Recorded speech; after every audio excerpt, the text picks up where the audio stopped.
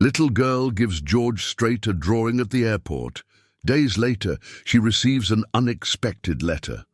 The alarm clock screamed at 4:30 in the morning, piercing through the thin walls of the cramped studio apartment in East Nashville. Luisa Martinez jolted awake, her calloused hands automatically reaching to silence the noise before it could wake her daughter. 8-year-old Sophia lay curled up beside her in the narrow bed they shared, clutching a worn-out sketchbook against her chest, even in sleep.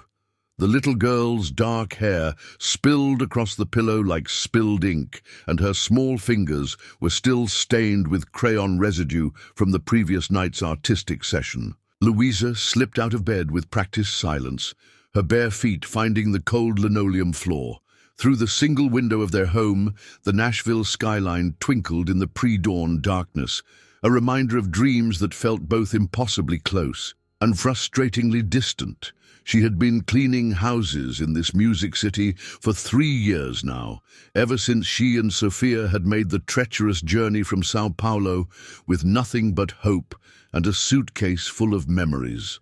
The bathroom mirror reflected a woman who looked older than her 28 years. Dark circles shadowed her brown eyes, and her hands bore the evidence of countless hours scrubbing floors, washing dishes and polishing surfaces in homes that cost more than she would earn in a lifetime. But when she looked at those hands, she didn't see failure. She saw sacrifice. She saw love. She saw the reason she got up every morning before sunrise. "Mommy!" Sophia's sleepy voice drifted from the bed. The child sat up, rubbing her eyes with tiny fists, even disheveled from sleep. There was something luminous about her daughter that never failed to take Luisa's breath away. Sophia possessed an artist's soul, trapped in a child's body, seeing beauty where others saw ordinary, finding magic in the mundane. "Go back to sleep, mi amor. It's still early," Luisa whispered, moving to stroke her daughter's hair. But Sophia was already reaching for her sketchbook, as she did every morning. Drawing was like breathing for the little girl, essential, unstoppable. If you're watching this story unfold and feeling the connection to these characters, we'd love to hear from you. Please subscribe to our channel, share your thoughts in the comments, and let us know where you're watching from. Your support means everything to us as we continue bringing these heartfelt stories to life. As Luisa prepared for another day of cleaning houses across the wealthy neighborhoods of Nashville, she couldn't shake the weight of the letter that had arrived yesterday. The medical bills from Texas were mounting. Her mother, Sophia's beloved grandmother, needed surgery that the family simply couldn't afford. The irony wasn't lost on her that she spent her days cleaning mansions while her own mother lay in a hospital bed, waiting for a miracle they couldn't provide. "Mummy, look," Sophia said, holding up her latest creation. The drawing showed a cowboy sitting on a fence under a starry sky, playing guitar while horses grazed nearby. The detail was remarkable for an 8-year-old. The cowboy's face held a peaceful expression, and musical notes seemed to float up toward the stars. "It's for the singing cowboy man, the one whose songs you play when you're sad." Luisa's throat tightened. George Strait's music had been her companion through the darkest moments since arriving in America. When the loneliness felt unbearable, when the language barrier made her feel stupid, when the weight of raising a daughter alone in a foreign country threatened to crush her spirit, she would put on his songs and remember that she was strong enough to survive anything. "It's beautiful, baby, but you don't know the singing cowboy man," Luisa said gently, packing her cleaning supplies into the worn canvas bag that never left her side. Sophia tilted her head with the stubborn determination that Luisa recognized as inherited from her own mother. "But his songs know us, Mummy. They know when you cry at night. They know when you miss Vovo. Maybe if I give him this picture, his songs will help Vovo get better too." 3 days later, they stood in Nashville International Airport, their meager savings exhausted to buy the cheapest possible tickets to Texas. Sophia clutched her backpack, containing coloring books, crayons, and the drawing she had refused to leave behind. The airport buzzed with activity, travelers rushing past with expensive luggage and purposeful strides.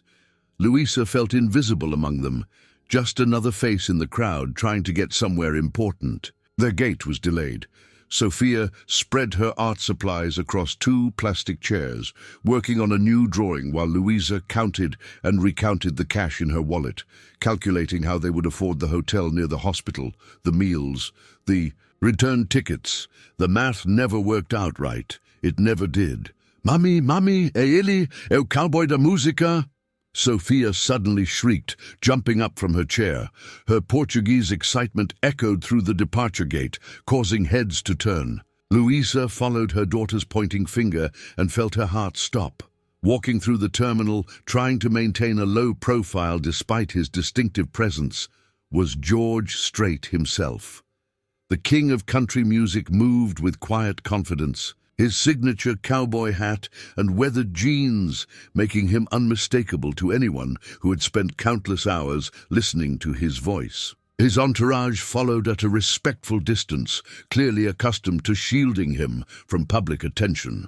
Before Louisa could react, before she could grab her daughter's arm or process what was happening, Sophia was running.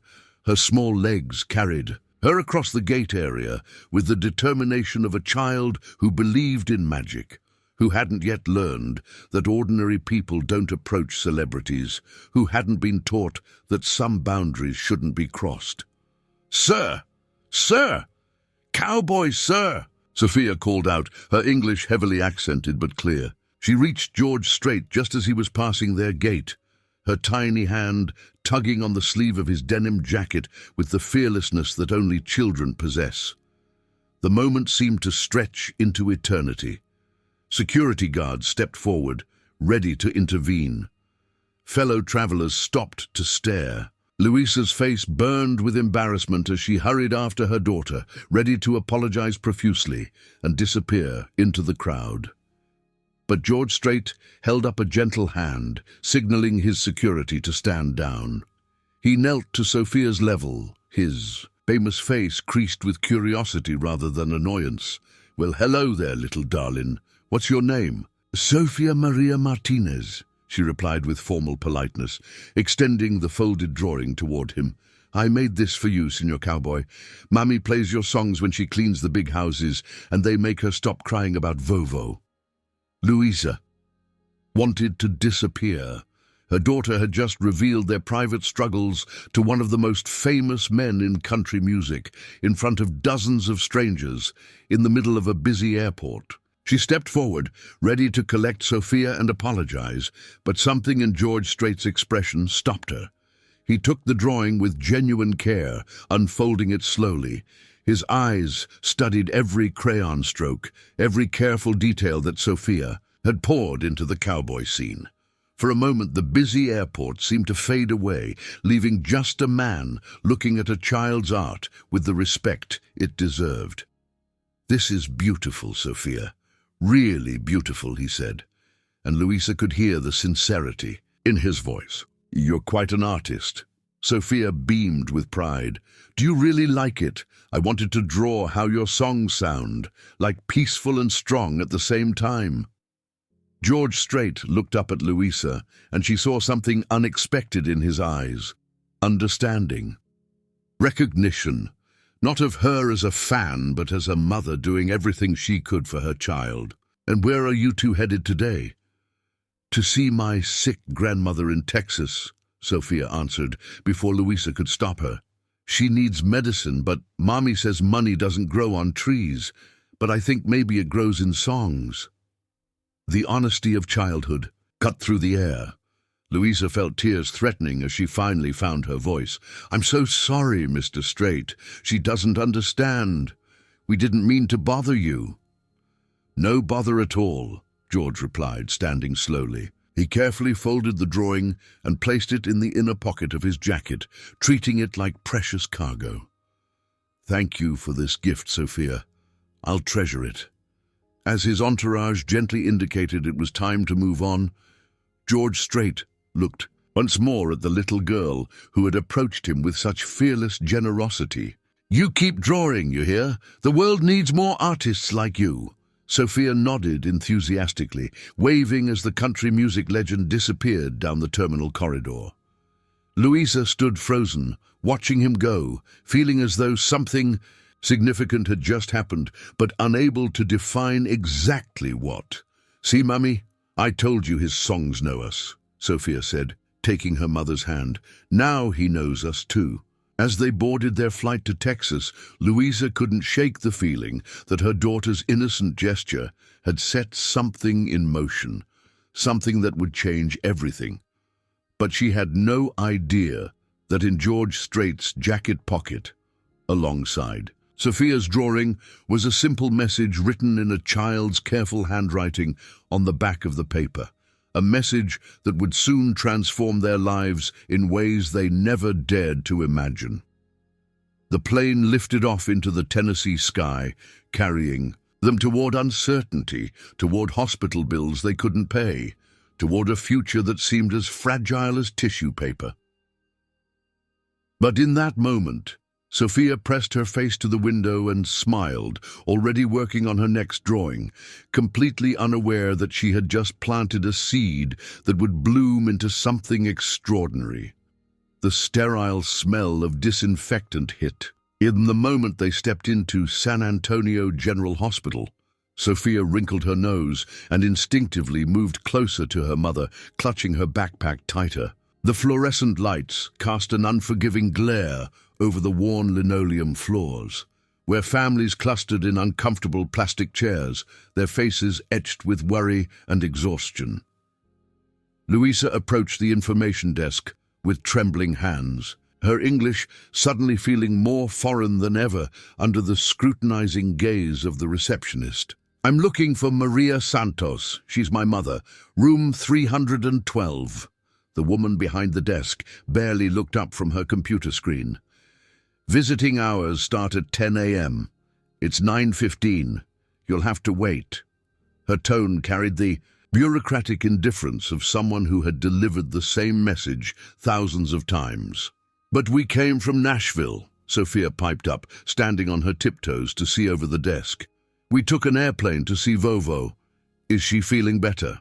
"Today?" The receptionist's expression softened slightly when she saw the little girl, but her response remained unchanged. "Rules are rules, sweetheart. You can wait in the family area." They found 2 empty chairs in a corner near a window that overlooked the hospital parking lot. Sophia immediately pulled out her drawing supplies, spreading them across the small table between the chairs. She began sketching the view outside, transforming the mundane parking lot into something magical with her 8-year-old imagination. Cars became sleeping dragons. Light poles turned into tall flowers reaching toward the sky.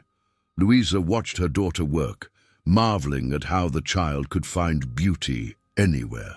Even here, in this place that represented everything scary and uncertain about their situation, Sophia created art. The drawing reminded Louisa of the precious moment in the airport just hours ago. George Strait had looked at her daughter with such genuine respect, treating Sophia's art as if it were a masterpiece worthy of a museum. "Excuse me," a voice interrupted her thoughts.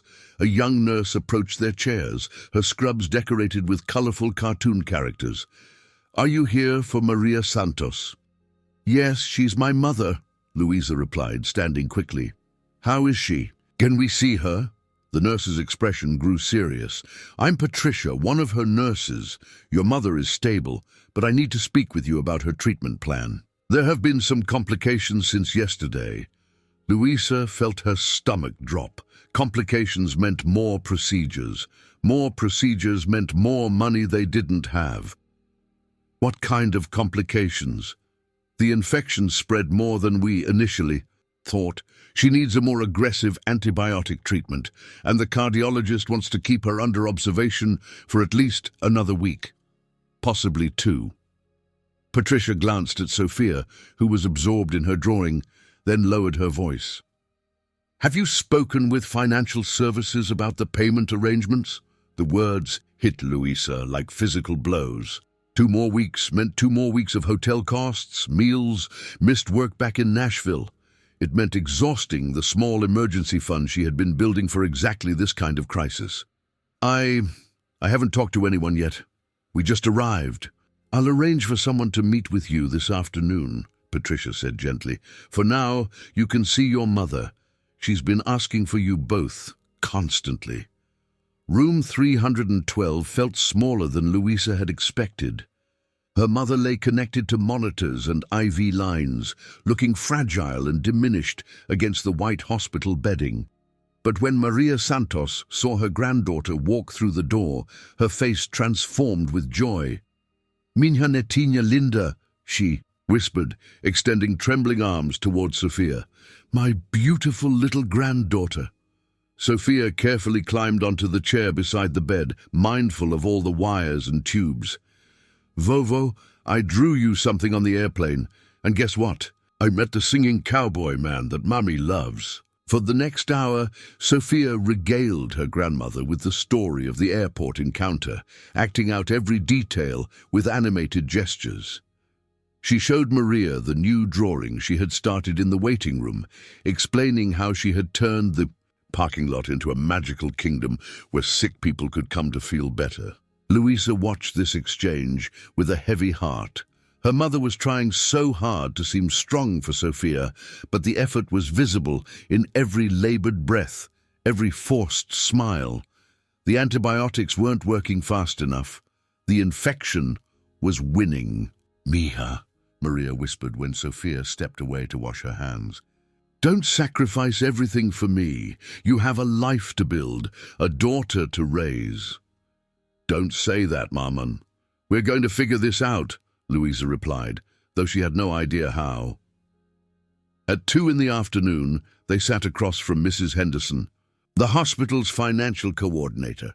The woman's office walls were covered with certificates and inspirational posters, but her demeanor was strictly business. She spread papers across her desk like a dealer shuffling cards, each document representing another impossible decision. "The total for your mother's extended stay, including the new antibiotic protocol and cardiac monitoring, will be approximately $47,000, Mrs. Henderson announced without preamble. "Your insurance covers about 60%, leaving you responsible for $18,800. The number hung in the air like a death sentence. Louisa made $12 an hour cleaning houses. Even working 7 days a week, it would take her over 4 months to earn that much, and that was before accounting for rent, food, or any other living expenses. "We can arrange a payment plan," Mrs. Henderson continued, "but we'll need a substantial down payment to continue treatment, at least $5,000 by the end of the week." "I don't have $5,000, Louisa said quietly, her voice barely above a whisper. Mrs. Henderson's expression didn't change. "Perhaps there are family members who could help, other sources of income?" Sophia looked up from her coloring book. "Mommy cleans houses for rich people. They have lots of money in their big kitchens and fancy bathrooms. Maybe they could help Vovo." The innocent suggestion made Louisa's cheeks burn with embarrassment. "Sophia, that's not how it works, baby." "I understand this is difficult," Mrs. Henderson said with practiced sympathy, "but the hospital has policies. Without the down payment, we'll have to transfer your mother to the county facility, where she can receive basic care, but not the specialized treatment she needs." Basic care, county facility. The euphemisms couldn't hide what she really meant. Her mother would be moved to a place where poor people went to die. That evening, in their budget hotel room, with its thin walls and flickering lamp, Louisa sat on the edge of the bed and finally allowed herself to cry. Sophia was in the bathroom, brushing her teeth and chattering about the new drawing she planned to make for the nurses. The sound of her daughter's innocent happiness made the tears flow harder. How had she failed so completely? She had worked so hard, sacrificed so much, fought through every obstacle to build a life in America. But when it mattered most, when her family needed her, She had nothing to offer except empty hands and broken dreams. Meanwhile, 30,000 feet above the Texas landscape, George Strait sat in his private jet reviewing the set list for his upcoming concert in Houston. The drawing from the little girl in the airport lay open on the table beside him, and he found himself studying it again. Something about the child's artistic interpretation of his music had touched him deeply. The cowboy in the drawing looked peaceful but strong, exactly how he hoped his songs made people feel. He turned the paper over and read the message written in careful, childlike handwriting. Mami chora à noite, porque não temos dinheiro para os remédios da vovó. Mas suas músicas fazem ela sorrir de novo. George had learned enough Spanish during his years touring to understand the words, and they hit him like a physical blow. Mama cries at night because we don't have money for Grandma's medicine, but your songs make her smile again. The simple honesty of the message stripped away all pretense. Here was a child who had approached him not seeking autographs or selfies, but offering a gift born from genuine appreciation. A child whose family was struggling with medical bills while the mother cleaned houses and found comfort in his music. A child who believed that songs had the power to heal. George carefully folded the drawing and placed it in his briefcase. Tomorrow, he would make some phone calls. Tonight, he would think about the responsibility that came with the platform. His success had given him. Sometimes the most important conversations happen not with industry executives or fellow celebrities, but with an 8-year-old girl who saw magic in parking lots and believed that cowboys could save grandmothers. As the jet descended toward Houston, George Strait made a decision that would change 3 lives forever. But back in San Antonio, Luisa and Sophia slept fitfully in their small hotel room, unaware that help was already on the way, traveling at the speed of a country music legend's awakened conscience. The next morning, George Strait cancelled his morning interview with country music television. Instead, he sat in his Houston hotel suite with his laptop open, his longtime manager Tom Rodriguez looking at him with barely concealed confusion. "George, you've never missed a CMT interview in 20 years. What's this about?" Tom asked, adjusting his glasses as he reviewed the day's revised schedule. George held up Sophia's drawing, now carefully preserved in a clear protective sleeve. "This little girl approached me at the Nashville airport yesterday. Read what she wrote on the back." Tom studied the childlike handwriting, his expression softening as he translated the Portuguese message. "Jesus, George, that's heartbreaking, but what does this have to do with cancelling interviews?" "Everything," George replied, his voice carrying a determination Tom had heard only when the singer was passionate about a new song. "I need you to find out everything you can about this family. Luisa Martinez and her daughter Sophia. They're from Nashville, but they're in San Antonio now, dealing with a sick grandmother." Tom had worked with George long enough to recognize when his client's mind was made up. "What kind of information are you looking for?" "I want to know their story, where they live, where Luisa works, what their situation really is. And I want to know about the grandmother's medical condition, discreetly, Tom. No press, no publicity, just facts."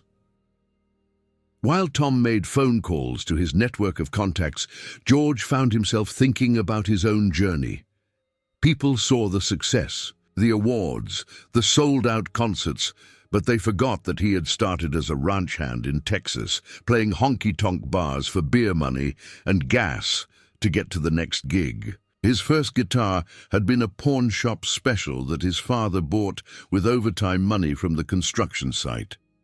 The country music industry loved to romanticize the struggling artist narrative, but George remembered the reality, the anxiety of wondering if you could pay rent, the pride-swallowing necessity of accepting help from family, the weight of dreams that seemed too big for your circumstances.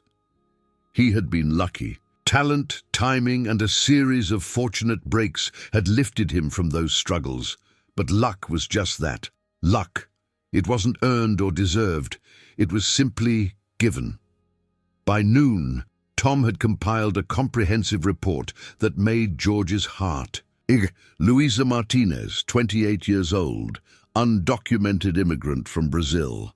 She had been cleaning houses for Elite Home Services in Nashville for 3 years, working 6 days a week for $12 an hour. No health insurance, no benefits, no safety net except her own determination. Sophia Martinez, 8 years old, honor roll student at Cone Elementary School, despite English being her second language.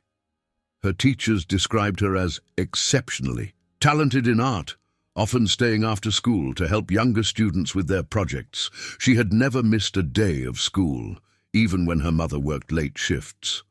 The grandmother, Maria Santos, 67 years old, diabetic with a history of heart problems. She had been admitted to San Antonio General Hospital with a severe infection that had spread to her bloodstream. The family had no insurance coverage for her treatment, and the medical bills were accumulating faster than falling dominoes. "There's more," Tom said, his voice unusually subdued. "I spoke with someone at the hospital. The family needs to come up with $5,000 by Friday, or the grandmother gets transferred to county care." Today's Wednesday. George stared out the hotel window at the Houston skyline, processing the information. 2 days. This family had 2 days to find money they simply didn't have, or watch their matriarch get shipped off to a facility where she would receive minimal care. "What's the total medical bill?" he asked. "Approaching 50,000, maybe more depending on how long she needs to stay." $50,000. George spent more than that on stage equipment for a single concert. It was less than he made in one night of ticket sales. For him, it was a rounding error. For Luisa Martinez, it was impossible. "Tom, I need you to set up a meeting with the hospital administration today. I want to pay the bills anonymously, but I also want to understand why families like this are put in these situations." Tom nodded, making notes on his phone. "And the mother and daughter?" "Not yet. I want to do this right. No publicity, no fanfare. Just help where help is needed." That afternoon, George found himself in an uncomfortable chair across from Dr. Patricia Reyes, the chief administrator of San Antonio General Hospital. She was a woman in her 50s with silver-streaked hair and eyes that had seen too much suffering caused by bureaucratic limitations. "Mr. Strait, I appreciate your interest in helping this family, but I need to understand your motivation," Dr. Reyes said carefully. "We have confidentiality protocols, and frankly, we've had celebrities create media spectacles around charitable acts before." George leaned forward, his famous charm replaced by genuine sincerity.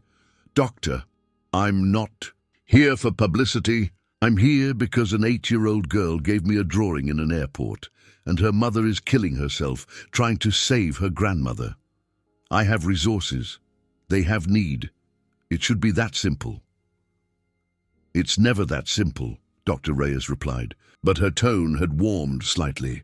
"The Martinez family situation is unfortunately common. We see dozens of families every month faced with impossible choices between medical care and financial survival."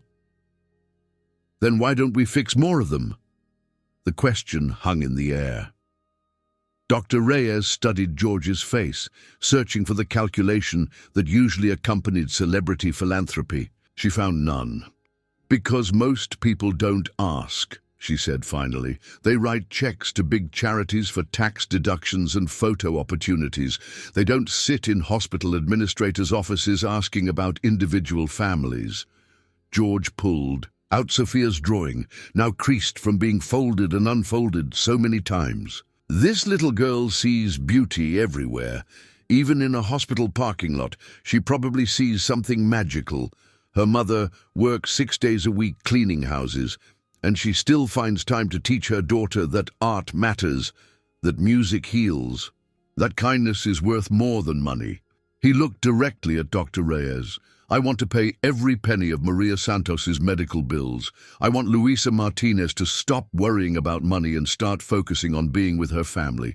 And I want to do it in a way that preserves their dignity. The total could exceed $60,000 if complications arise, Dr. Reyes warned. Then it exceeds $60,000. Dr. Reyes smiled for the first time since George had entered her office. There's one more thing you should know about this family. The mother, Luisa, she's been here every day since they arrived. She brings coloring books and art supplies for the other children in the pediatric ward. Yesterday, Sophia spent 3 hours drawing pictures for elderly patients who don't get visitors. George felt something shift in his chest. They're taking care of others while they can't take care of themselves. It's more common than you'd think. The families with the least often give the most. As evening fell over San Antonio, George stood in his hotel room reviewing the paperwork Tom had prepared. Anonymous payment arrangements, legal documents, ensuring the family's privacy, detailed plans for covering not just current bills, but potential future complications. Everything was ready except for one crucial element, the delivery. He thought about the dozens of charitable foundations his success had allowed him to support over the years. Important causes, deserving organizations, tax-deductible contributions that made a difference in aggregate. But this felt different. This was personal. This was about looking into a child's eyes and seeing unlimited potential, constrained only by circumstances beyond her control. George picked up his phone and dialed Tom's number. I've changed my mind about staying anonymous. George, we've talked about this. Media attention could turn this into a circus. No, Tom, I don't want media attention, but I want this family to know that someone saw them, someone heard them, someone cares about their story. That little girl gave me a gift. She deserves to know it was received. What do you want to do? George looked at Sophia's drawing one more time, studying the peaceful cowboy under the starry sky. I want to visit them at the hospital tomorrow. I want to meet the grandmother, shake Luisa's hand, and tell Sophia that her drawing is going to hang in my recording studio for the rest of my career. Oh, and then we're going to make sure that family never has to choose between medical care and financial survival again.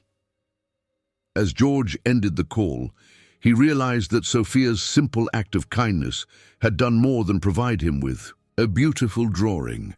It had reminded him why he started making music in the first place, to connect with people, to provide comfort during difficult times, to build bridges between strangers who shared common hopes and fears. Tomorrow, he would walk into San Antonio General Hospital not as a celebrity making a grand gesture, but as a man who had been touched by a child's generosity and wanted to respond in kind.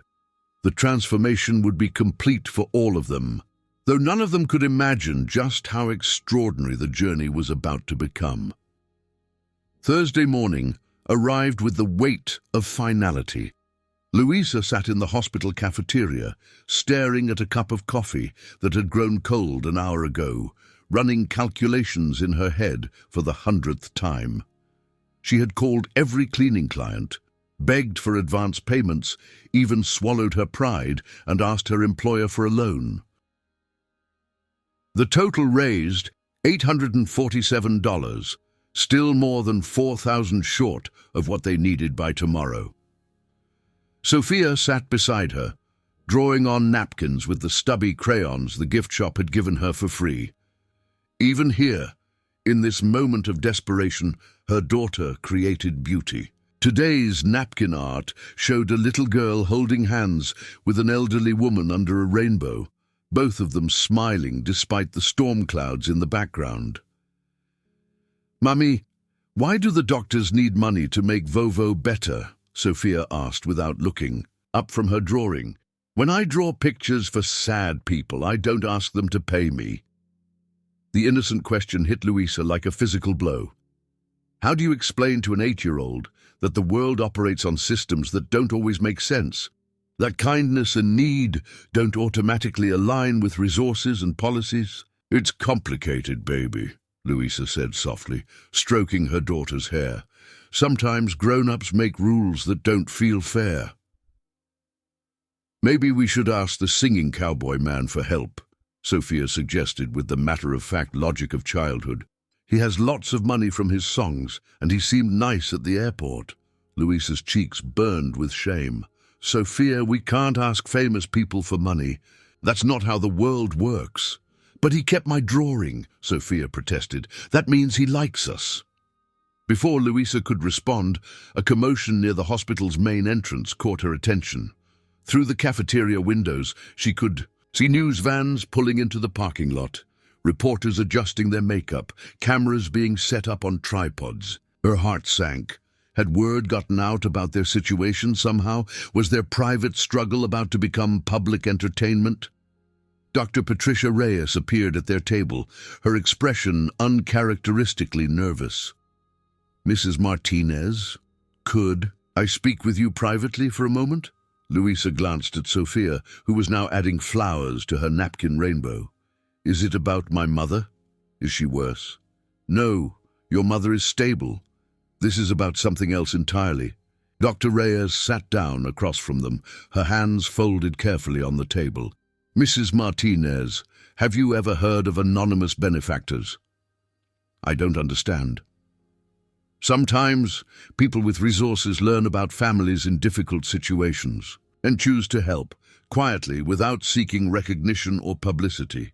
Louisa felt her pulse quicken. What are you saying? Someone has come forward to pay your mother's medical bills, all of them, past, present, and future treatment costs. The words didn't make sense. Louisa stared at Dr. Reyes, waiting for the punchline, the catch, the explanation that would make this impossible statement logical. I don't understand. Who would do that? Why? The benefactor has asked to meet with you and Sophia. He's waiting upstairs in your mother's room. He? Louisa's voice was barely a whisper. Dr. Reyes smiled, gently. Mrs. Martinez, your daughter's drawing made quite an impression on someone very special. The elevator ride to the third floor felt like ascending through clouds. Sophia chattered excitedly about showing her new napkin drawing to Vovo, while Louisa's mind raced through possibilities, none of them seeming real. Anonymous benefactors belonged in movies and fairy tales, not in the lives of house cleaners from Nashville. As they approached room 312, Louisa could hear voices inside. Her mother's laugh, weak but genuine, followed by a deeper voice that seemed familiar but impossible. Dr. Reyes knocked gently and pushed the door open. Mummy, we brought you. Louisa's words died in her throat. George Strait sat in the chair beside her mother's bed, holding one of Sophia's earlier drawings and listening intently as Maria Santos spoke in her broken English about her granddaughter's artistic talents. He looked up when they entered, and his face broke into the same genuine smile Sophia remembered from the airport. Well, hello there, little artist, he said, standing slowly. I was just telling your grandmother about the beautiful picture you gave me. Sophia froze for exactly 3 seconds before launching herself across the room. Senor Cowboy, you came to see Vovo. Did you bring your guitar? Can you sing her the song about the stars? George caught the little girl's enthusiasm with practiced ease, kneeling to her level. I did come to see your grandmother. And you know what? She's been showing me all your artwork. You've been busy since the airport. Louisa remained frozen. In the doorway, her mind struggling to process the scene before her. George Strait, the king of country music, was sitting in her mother's hospital room, engaging with her daughter as if they were old friends. The surreal nature of the moment made her feel like she was watching someone else's life. Mrs. Martinez, George said, rising and extending his hand. I'm George Strait. Your daughter and I met briefly at the Nashville airport. I remember, Louisa managed, shaking his hand with fingers that trembled slightly, but I don't understand what you're doing here. George glanced at Sophia, who was already spreading her napkin drawings across the hospital bed to show her grandmother. "Your daughter gave me a gift that I've been thinking about ever since. Not just the drawing, though it's beautiful, but the message on the back." Louisa's face flushed with embarrassment. "I'm sorry about that. She didn't mean to burden you with our problems." "Burden me?" George's eyebrows rose. "Mrs. Martinez, your daughter reminded me why I make music in the first place. To connect with people, to provide comfort during difficult times. She didn't burden me. She honored me." Maria Santos struggled to sit up straighter in her bed. "Luisa, this gentleman has been telling me about his family, about how music helped him through hard times too." George nodded, his expression growing serious. "Mrs. Martinez, Dr. Reyes told you about the medical bills being taken care of?" "She said someone wanted to help anonymously," Louisa replied carefully. "That someone is me," George said simply. "Every bill, past and future. Your mother's treatment, the medication, the extended stay if needed. All of it." The room fell silent except for the steady beeping of medical monitors. Louisa stared at George, then at her mother, then back at George, as if looking away too long might make him disappear. "I can't accept that," she whispered finally. "It's too much. We're strangers." "No, we're not," Sophia piped up from the bed, where she was, showing her grandmother the napkin rainbow. "He's the singing cowboy man, and we gave him a present. Now he's giving us a present back." George smiled at the child's simple logic. "Sophia's right, Mrs. Martinez. This isn't charity, call it an investment in art." He gestured toward the drawings scattered across the bed. "Your daughter has remarkable talent. The world needs artists, especially ones who see beauty in parking lots and hope in hospital rooms." Louisa felt tears threatening, but she fought them back. "Mr. Strait, I appreciate what you're trying to do, but we can't repay you, ever, this kind of money." "I'm not asking for repayment," George interrupted gently, "but I do have a proposal if you're interested." "What kind of proposal?" George reached into his jacket and pulled out a folder. "My record label is planning a new album. We've been looking for original artwork for the cover, something that captures the heart of country music. Sophia's drawing from the airport. It's exactly what we need." He opened the folder to reveal a contract. "We'd like to commission Sophia to create the official album artwork. Full artistic credit, professional compensation, and royalties from album sales." Louisa's legs suddenly felt unsteady.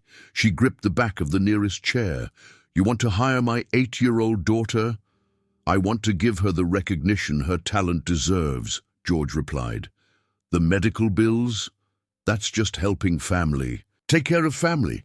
The art commission, that's business." Sophia looked up from her drawings, her eyes wide with excitement. "Does this mean my pictures will be in the music store? Like real artists?" "Like real artists," George confirmed. "And Sophia, I was wondering if you might be willing to create a whole series of drawings. Different scenes, different stories, all inspired by country music. We could put together an art showing, maybe even a children's book." The magnitude of what was happening finally hit Louisa with full force. This wasn't just financial help. This wasn't just kindness from a stranger. This was a complete transformation of their future, sparked by a moment of innocent generosity. In an airport, Maria Santos reached for her daughter's hand, tears streaming down her weathered cheeks. "Mija, sometimes angels come disguised as cowboys." As if on cue, Sophia held up her latest napkin creation. A little girl and a cowboy standing together under a rainbow, both of them smiling. At the bottom, in her careful 8-year-old handwriting, she had written, "Dreams come true when good people meet." George looked at the drawing and felt something shift permanently in his chest. This wasn't the end of their story. This was just the beginning. And somehow he knew that the little artist who had approached him with fearless generosity was about to teach him as much about life as he could ever teach her about success. 1 year later, the walls of the Sofia Martinez Community Art Center gleamed with fresh paint and possibility. The converted warehouse in East Nashville buzzed with activity as children of all ages worked on canvases, their laughter mixing with the sound of paintbrushes dancing across paper. Louisa stood in the center of it all, wearing a paint-stained apron and the brightest smile anyone had seen in years. "Mommy, look!" Sophia called from across the room, where she was helping a group of 6-year-olds create their own cowboy scenes. Miguel drew a horse that looks just like the ones in your old pictures from Brazil. The past 12 months had unfolded like a dream sequence that Luisa still couldn't quite believe was real. Maria Santos had made a complete recovery, stronger than she had been in years. The experimental antibiotic treatment, fully covered by George's intervention, had not only eliminated the infection, but had also improved her overall health significantly. She now lived in a comfortable apartment just blocks from Luisa and Sofia, spending her days volunteering at the art center and teaching Portuguese to children who wanted to connect with their heritage. The album Heartland Stories, featuring Sofia's artwork on the cover, had debuted at #1 on the country charts. The image, a cowboy sitting by a campfire while children gathered around to listen to his stories, had captured something timeless about American dreams and family bonds. Sofia's royalty checks from the first quarter alone had established a college fund that would ensure her education through graduate school. But the financial security, while transformative, had been overshadowed by something even more valuable: recognition. Sofia's art had been featured in Nashville Scene magazine. Country Music Television had produced a documentary about young artists, and the Smithsonian had reached out about including her work in an upcoming exhibition about immigration and the American experience. "Mrs. Martinez," a young voice interrupted Luisa's thoughts. 7-year-old Emma Rodriguez stood beside her, holding a drawing of a woman in a cleaning uniform with angel wings. "I drew this for you. My mommy says you used to clean houses before. You became an art teacher." Luisa knelt to Emma's level, accepting the drawing with reverence. "It's beautiful, Emma. And you know what? I'm proud that I used to clean houses. It taught me that honest work has dignity, no matter what kind of work it is." The transformation in Luisa's life had been as dramatic as her daughter's artistic success. George Strait had been true to his word about treating their arrangement as business rather than charity.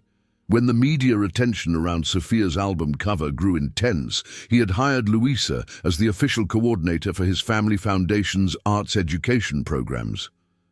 Her first-hand experience with struggle, combined with her natural empathy and organizational skills, made her perfect for identifying and helping families in situations similar to their own. The Community Art Center had been Luisa's idea, funded by a combination of George's foundation, Sofia's album royalties, and donations from country music fans who had been moved by their story. Located in the same neighborhood where they had struggled to make ends meet, the center provided free art supplies, classes, and mentorship to children whose families couldn't afford traditional art education. "Attention, everyone!" Sofia's voice rang out across the studio space. At 9 years old, she had grown into her role as the center's youngest instructor with remarkable grace. "It's almost time for our special guest to arrive." The children abandoned their art projects and gathered in the main gallery space, where Sofia's latest masterpiece hung on the central wall. The large canvas depicted a community coming together to build something beautiful, families of different backgrounds, children and elderly people, all working side by side to paint a mural that stretched across their neighborhood. It was her most ambitious work yet, and it would be unveiled today as part of the Art Center's first anniversary celebration. George Strait arrived precisely at 2 o'clock, dressed in his signature jeans and cowboy hat, but his demeanor was more relaxed than the hurried celebrities Sofia had met in the airport. He had become a genuine friend to their family, stopping by the art center whenever his touring schedule brought him through Nashville, always taking time to sit with the children and hear about their latest projects. "Well, would you look at this place?" George said, surveying the bustling art center with obvious pride. "Sophia, you've created something special here." "We all created it," Sophia corrected, with the wisdom that sometimes emerged from her young voice. "You taught me that good things happen when people work together." The formal unveiling drew a crowd that spilled out onto the sidewalk. Neighbors who had watched the Martinez family struggle now cheered as local news cameras captured Sophia, pulling the sheet away from her community mural. The painting depicted their actual neighborhood, but transformed through the eyes of an artist who saw potential where others saw problems, beauty where others saw decay. Maria Santos stood beside her granddaughter, tears of joy streaming down her face as she watched Sophia explain her artistic vision to the assembled crowd. "This mural shows that every person in our community has something valuable to contribute," Sophia said into the microphone, her voice clear and confident. "The lady who sells fruit knows about colors that make people happy. The mechanic knows about shapes that fit together perfectly.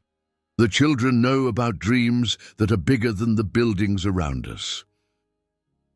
As the crowd dispersed and the formal ceremonies ended, George found himself in the quiet gallery space with Sophia, Luisa, and Maria. They stood before the original drawing that had started everything, the cowboy under the starry sky that Sophia had given him in the airport, now professionally framed and displayed as the centerpiece of a small exhibition titled "Small Gestures, Big Dreams." "You know what I realized today?" George said, studying the drawing that had changed all their lives. "That little girl in the airport taught me something I had forgotten about my own music." "What's that?" Sophia asked, looking up at him with curious eyes. "That the best songs aren't about being famous or successful. They're about moments when people connect with each other, when someone reaches out to help, when kindness travels from one heart to another." He smiled at Sophia. "Your art does the same thing. It makes people feel less alone." Louisa watched this exchange with a heart full of gratitude that sometimes felt too big for her chest. The woman who had once felt invisible while cleaning, other people's homes now managed programs that helped hundreds of families access opportunities they never thought possible. The little girl who had approached a stranger in an airport with nothing but a drawing and hope had become an artist whose work inspired children across the country to believe in their own potential. "Mr. George," Sophia said, using the name she had settled on after deciding that Senor Cowboy was too formal for a friend. "I'm working on a new drawing series. It's called Thank You Pictures. Each one shows a different way people help each other." "I'd love to see them," George replied. "The first one is about you," Sophia continued, "but it's not about the money or the album or even the art center. It's about how you kneeled down in the airport to look at my drawing. You made me feel like what I had to give mattered." George felt the familiar tightness in his throat that Sophia's words always seemed to provoke. "Sophia, what you had to give changed my life just as much as mine changed yours." As the sun set over Nashville, painting the sky in shades that would have made Sophia reach for her brightest crayons, the three generations of the Martinez family stood together in their art center, surrounded by the dreams they had built from. A moment of innocent courage.